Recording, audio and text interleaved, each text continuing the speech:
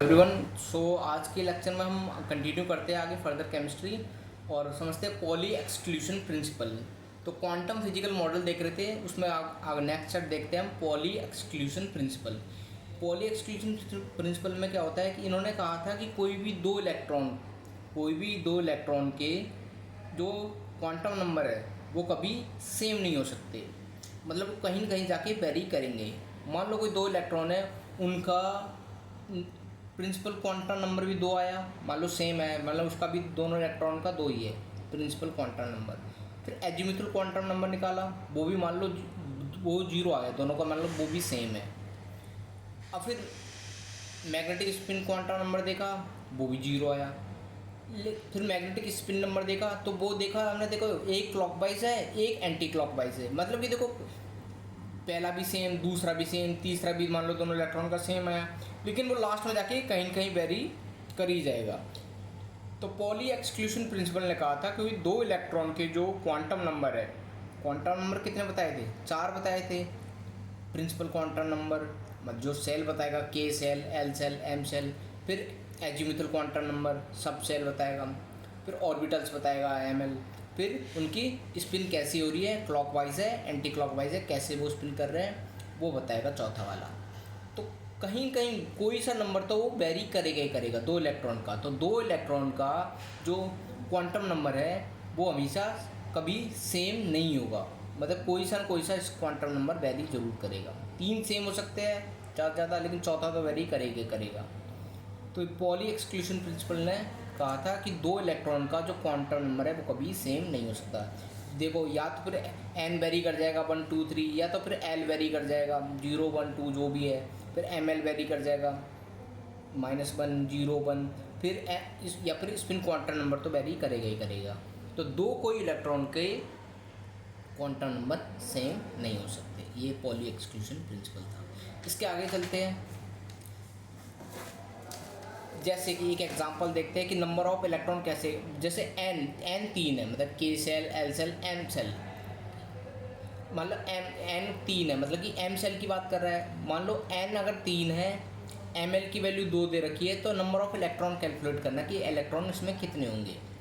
तो एन की वैल्यू तीन है, मतलब ये है के एल एम, तीसरी सेल की बात चल रही है। एल की वैल्यू क्या होगी, एन से एन -1, मतलब कि 0 1 2। एम एल की वैल्यू क्या होगी, जीरो के लिए तो 0, 1 के लिए -1 0 +1, 2 के लिए -2 -1 0 1 2, मतलब मैंने बोल रहा था ना L2 ± L, मतलब कि -L से लेके +L तक, -2 से लेके +2 तक। तो ये होगी एम एल की वैल्यू। एक एस सेल, 0 का मतलब एस सेल, 1 का मतलब पी सेल, और 2 का मतलब डी सेल, 3 का मतलब एफ। अब 0 मतलब कि एक बॉक्स बनाओ, एक मतलब कि कैसे, एक क्लॉक, या तो इसमें एक पेयर में होंगे इलेक्ट्रॉन, एक क्लॉकवाइज रोटेट कर रहा होगा, एक एंटी क्लॉकवाइज रोटेट कर रहा होगा। ऐसे ही 1 2 3, तो 3 बॉक्स बनाए, एक clockwise rotate, anti clockwise, clockwise, anti clockwise, ऐसे पेयर्स में रोटेट कर इलेक्ट्रॉन होंगे। फिर 1 2 3 4 5, तो 5 बॉक्स बनाए, उसमें इलेक्ट्रॉन फिल कराए, एक क्लॉक में होगा, एक एंटी क्लॉकवाइज डायरेक्शन में होगा। तो ये हुआ। तो नंबर ऑफ इलेक्ट्रॉन कैलकुलेट करने हैं जब एन तीन है। एम एल की वैल्यू 2 है, एम एल की वैल्यू 2 है, एम एल एल 2, इन्होंने बोला है एम एल की 2, तो एम एल -2 है, 1 है, -1 0 1 2, ये 2 है। तो 2 में कितने इलेक्ट्रॉन आ रहेंगे, एक क्लॉकवाइज एक एंटी क्लॉकवाइज। तो टोटल नंबर ऑफ इलेक्ट्रॉन कितने होंगे, 1 2। तो नंबर ऑफ इलेक्ट्रॉन कितने होंगे इस केस में, 2। ऐसे ही अगर एम एल की वैल्यू मान लो मैंने बोल दिया 2 और -2, इनमें कितने होंगे, तो 2 में तो 1 2, और -2 में कितने हैं, 1 2, तो 2 और 2 4।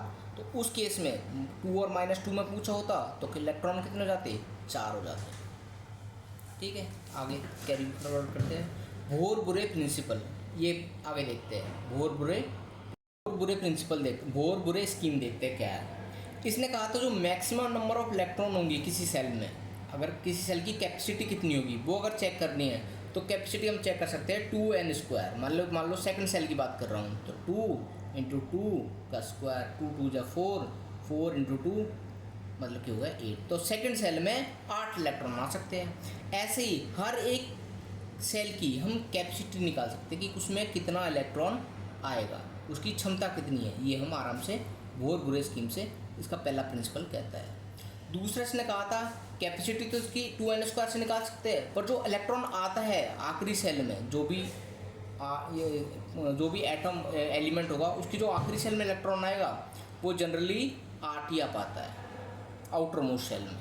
तीसरी बात इसने कही थी कि जब भी हम इलेक्ट्रॉन फिल करेंगे तो सबसे पहले इलेक्ट्रॉन जो फिल होगा वो पहली सेल में होगा, फिर दूसरी में, फिर तीसरी में, फिर चौथी में। तो जैसे जैसे एनर्जी लेवल बढ़ेगा तो पहले कम एनर्जी लेवल को पहले भरेंगे, फिर दूसरे वाले को, फिर तीसरे वाले को, फिर चौथे वाले को। तो जैसे जैसे एनर्जी लेवल बढ़ेगा उसको दूर लिखते जाएंगे हम।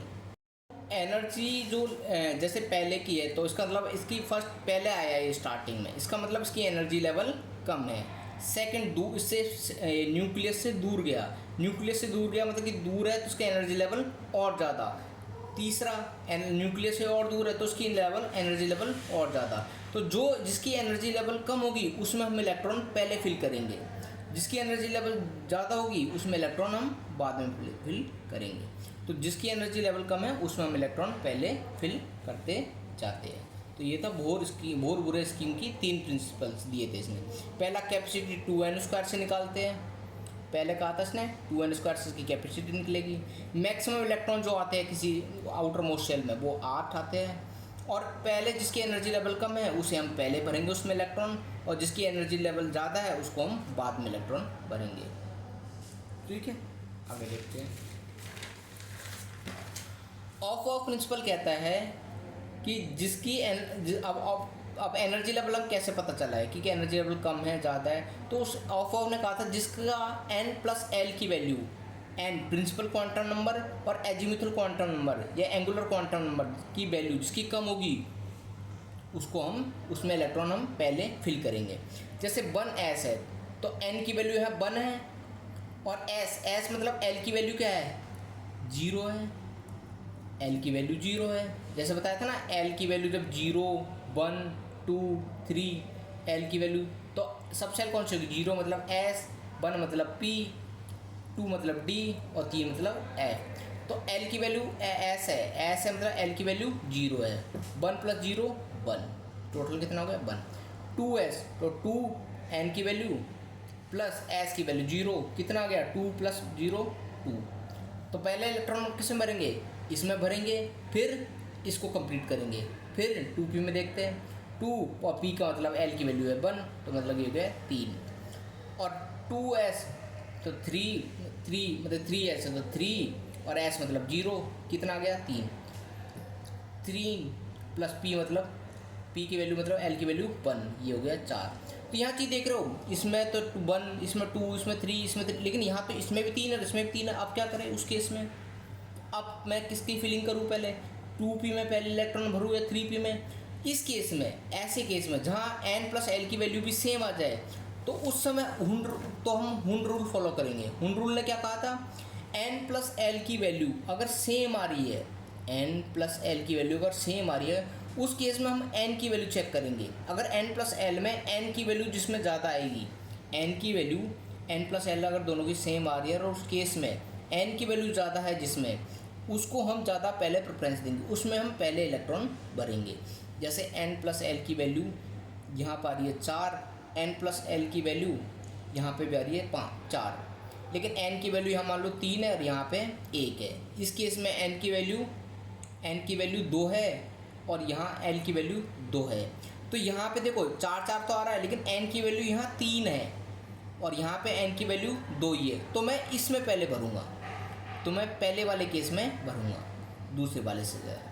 मान लो ये 4s और ये भी 4s है, तो मैं 4s इसमें ज़्यादा पहले इलेक्ट्रॉन भरूँगा, इसको फिल करूँगा बजाय इसके, क्योंकि n की वैल्यू कम है, टोटल सेम आ रहा है l+l का। ये उस केस में यूज़ करेंगे जब n+l की वैल्यू सेम आ जाए। तो जिसमें सेम आ जाए उसमें हम n की वैल्यू ध्यान रखेंगे, n की वैल्यू जिसमें बड़ी होगी, n की वैल्यू जिसमें बड़ी होगी उसमें मैं इलेक्ट्रॉन पहले फिल करूँगा। ठीक है, दैट्स इट। तो इलेक्ट्रॉन में उसमें फिल करूँगा, ये था हमारा हुंस रूल। जो n की वैल्यू जिसमें बड़ी है उसमें इलेक्ट्रॉन में फिल करूँगा, ये हमारा है हुंस रूल, ये कहा था हुंस ने, तो ये था हुंस रूल। एक चीज़ और देखते हैं। अब जैसे देखो ये n की वैल्यू, मान लो n की वैल्यू हमारी है 3, एन की वैल्यू देखो, पहला केस अगर एन की वैल्यू 1 है तो एल की वैल्यू 0 होगी उस केस में, एम एल की वैल्यू 0 और स्पिन 1। तो उसको क्या नाम दूंगा, क्योंकि एन की वैल्यू 1 है तो ये हो गया 1s। 2 है तो 2, एल की वैल्यू 2 0 होगी और 1 होगी, 0 मतलब एस सेल, तो एन की वैल्यू 2 एस सेल, तो मतलब कि 2s हो गया ये। अब एल की वैल्यू 1 है तो 2, एन की वैल्यू 2 है, सब सेल पी है तो मैं क्या लिख दूंगा उसको, 2p लिख दूंगा, इसको मैं लिख दूंगा 2p। 3 एन की वैल्यू मतलब सेल तो तीसरी है लेकिन 0 सब सेल है तो 3s, उसको क्या लिखूंगा मैं 3s। फिर 3 + 1 3 और p सेल है तो 3p। 3 एन की वैल्यू 3 मतलब कि तीसरी सेल है और सब सेल कौन सी है, ये 2d, तो क्या लिखूंगा d सब सेल है तो मतलब कि 3d, इसको ऐसे लिखूंगा। अब 1s कौन, अब पहले मैं जब जैसे कोई 5 है या 17 या 10 वैल्यू है, मतलब इलेक्ट्रॉन 10 इलेक्ट्रॉन है, मुझे फिल करना है, तो सबसे पहले मैं 1 लिखूंगा। फिर एस की, अब देखो एस में कितने इलेक्ट्रॉन आ रहे हैं, 1 2, एस में यहाँ पे कैपेसिटी कितनी है 1 2, तो एस की कितने इलेक्ट्रॉन लेने की कैपेसिटी है, 2 इलेक्ट्रॉन लेने की कैपेसिटी है एस की। पी में कितने आ सकते हैं, 1 2 3 4 5 6 इलेक्ट्रॉन आ सकते हैं पी में, पी की कैपेसिटी कितनी है 6 इलेक्ट्रॉन बनने की। तो एस में मैं मैक्सिमम 2 इलेक्ट्रॉन भर सकता हूँ, पी में मैं 6 इलेक्ट्रॉन भर सकता हूँ, और या 1 2 3 4 5 6, तो पी में तो 6 ही थे, और डी में 1 2 3 4 5 6 7 8 9 10, तो 10, तो डी की कैपेसिटी है 10 इलेक्ट्रॉन भरने की। तो जो कॉन्फ़िगरेशन लिखेंगे तो पहले मैं 1s 2s 3p, इनमें एनर्जी लेवल n + l की वैल्यू चेक करूँगा। जैसे 2p और 3s है तो 2p भी देखो, 2n की वैल्यू 2 है और p की वैल्यू मतलब कि l की वैल्यू कितनी है 1, तो ये हो गया 3। और यहाँ देखो 3 + s की वैल्यू कितनी है 0, तो 3n + l की वैल्यू क्या आ रही है, यहाँ पे भी 3 आ रही है। लेकिन n की वैल्यू जो है, हुन रूल ने क्या कहा था, n की वैल्यू चेक करेंगे उस केस में, यहाँ पे भी 3 है, यहाँ पे भी 3 है, n + l की वैल्यू, n + l की वैल्यू यहाँ पे भी 3 है, यहाँ पे भी 3 है। इस केस में मैं n की वैल्यू चेक करूँगा, n किस में जाता है, ये 3 है ये 2 है, तो n की वैल्यू 3 जाता है, तो मैं 3s में मैं पहले इलेक्ट्रॉन भरूँगा, इसका मतलब मैं 3s को पहले लिखूँगा और 2p को मैं बाद में लिखूँगा। इस तरीके से मैं, जैसे मान लो इलेक्ट्रॉन मुझे भरना है, मान लो एटॉमिक मेरा इलेक्ट्रॉन दे रखा है, कोई 10 11 इलेक्ट्रॉन दे रखे हैं, मान लो 10 दे रखे हैं, तो देखो पहले मैं क्या लिखूँगा 1s, फिर मैं 2p, फिर 3s, फिर 1s, फिर 2, फिर देखो फिर 2s, फिर 2p, फिर 3s, 3p, यही आ रहा था मेरे पीछे, इसको मैंने ऐसे लिखा, ये था ना 1s 2s 2p, फिर 3p 3s 3p 3d, तो क्या लिखा था मेरा 1s 2s 2p 3s 3p और 3d। तो इसमें देखो अब मुझे भरना कितने इलेक्ट्रॉन है 10, तो पहले में 2, s की कैपेसिटी 2 है, s की कैपेसिटी 2 है, 4 हो गए, बचे कितने 6, और s की कैपेसिटी कितनी है, p की कैपेसिटी कितनी है, p की है 6, तो 6 बढ़ दिए, तो 1, ये होगी इसकी इलेक्ट्रॉनिक कन्फिग्रेशन। जिसका एटॉमिक नंबर 10 है तो उसको हम कैसे भरेंगे, इस तरीके से भरेंगे, ऐसे सीक्वेंस वाइज भरेंगे। तो ऐसे निकालते हैं इलेक्ट्रॉनिक कन्फिग्रेशन। पहले n + l की वैल्यू चेक करेंगे किस में जाता है, फिर s की कैपेसिटी कितनी है, 2 इलेक्ट्रॉन की कैपेसिटी है इसकी भरने की, 2 s में 2 इलेक्ट्रॉन आ सकते हैं, p में 6 इलेक्ट्रॉन आ सकते हैं और d में 10 इलेक्ट्रॉन आ सकते हैं, ये इसकी होगी कैपेसिटी इलेक्ट्रॉन बनने की। d में कितने 10, p में 6, p में 6 और s में 2। और जिस n + l की वैल्यू चेक करके उसको पहले लिख देंगे, और n + l की वैल्यू अगर सेम है तो n की वैल्यू चेक कर लेंगे, उसके अकॉर्डिंग को सीक्वेंस में लिख देंगे, फिर ऊपर इसमें उनको इलेक्ट्रॉन की फिलिंग कर देंगे जो पूछा गया है, 10 पूछा है 12 पूछा है। अगर मान लो 9 इलेक्ट्रॉन भरने होते तो 2 2 4 बचे कितने 5, तो 5 यहाँ 5 आ जाता। अगर मान लो ये भी फिल हो गया और ज़्यादा इलेक्ट्रॉन भरने हैं हमें, तो वो आगे वाला इसमें आ जाता 2, फिर इसमें 6, फिर इसमें और डी तक आता तो इसमें 10 कैपेसिटी होती, 10 में से मान लो 2 भरने तो 2 भर देते, और 11 होते तो उसमें 10 तक ही भर पाता मैं, फिर अगले वाले में एस में भरता, फिर मैं ऐसे सीक्वेंस लिख के तब ये करते हैं। जैसे मान लो 18 भरने होते हैं हमें, इस वाला केस है, तो कैसे 18 एटॉमिक नंबर मान लो एटॉमिक नंबर किसी एलिमेंट का 18 है, उसको कॉन्फ़िगरेशन लिखनी है, तो कैसे लिखूँगा, 1s 2s 2p 3s 3p 3d।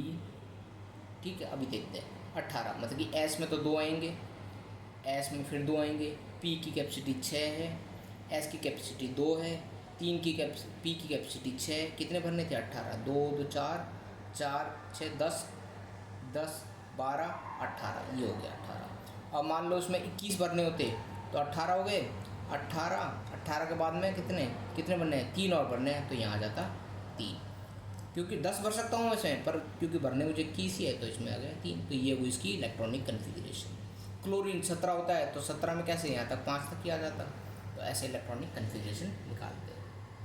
Thank you.